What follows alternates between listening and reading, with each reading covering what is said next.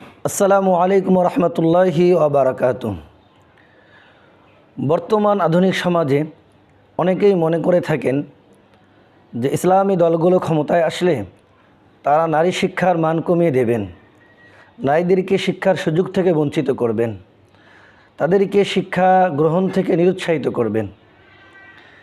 তারা ইসলাম ও মুসলমানের উপর বরাবরই এই ট্যাগ লাগিয়ে আসছে, জোর গলায় বলে থাকে যে ইসলাম নারী শিক্ষা সাপোর্ট করে না, বরং নারী শিক্ষাকে নিরুৎসাহিত করে।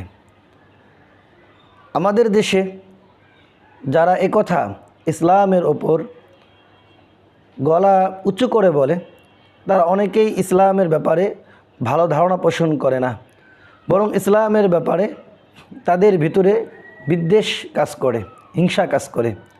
এদের সাথে সাথে আমাদের অনেক মুসলিম বোনেরাও এই বিষয়টি এখন খারাপভাবে দেখতে শুরু করেছে যে আমরা যদি ইসলামী দলগুলোকে ক্ষমতায় আনি তাহলে তারা হয়তো আমাদের শিক্ষা থেকে বঞ্চিত করবে। বিষয়টি আদৌ কি এরকম? ইসলাম কি আসলেই নারী শিক্ষাকে নিরুৎসাহিত করে? ইসলাম কি কখনো নারী শিক্ষাকে বাতিল করার ব্যাপারে কোনো বিধান আরোপ করে, নাকি বিষয়টি অন্য কিছু? আমরা না জেনে না বুঝে এরকম অনেক খারাপ মন্তব্য করে থাকি। আমি মনে করি যারা ইসলামের ব্যাপারে নারী শিক্ষা নিয়ে আঙ্গুল তোলে তারা ইসলামের ব্যাপারে একবারেই অজ্ঞ।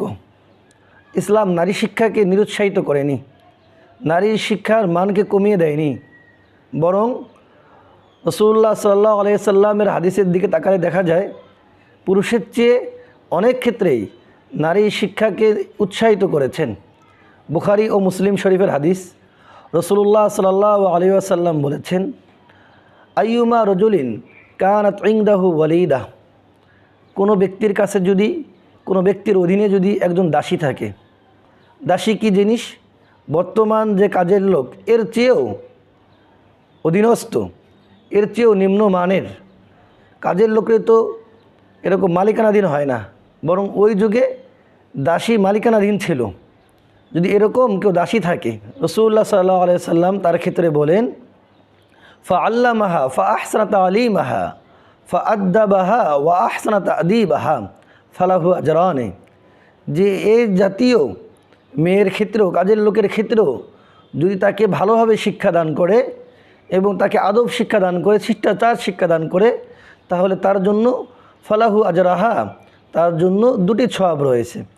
তাহলে রাসূলুল্লাহ সাল্লাল্লাহু আলাইহি সাল্লাম শুধু নিজের মেয়েকেই নয়, বরং কাজের মেয়েকেও বা এর চেয়েও নিম্নমানের অধীনস্থকেও শিক্ষা দেওয়ার জন্য উৎসাহিত করেছেন। কীভাবে রাসূলুল্লাহ সাল্লাল্লাহু আলাইহি সাল্লাম মেয়েদেরকে শিক্ষা থেকে বঞ্চিত রাখতে পারে? রাসূলুল্লাহ সাল্লাল্লাহু আলাইহি সাল্লাম নিজেই তো তার মেয়েকে শিক্ষা দিয়েছেন, নিজেই তো তার মেয়ের শিক্ষক ছিলেন।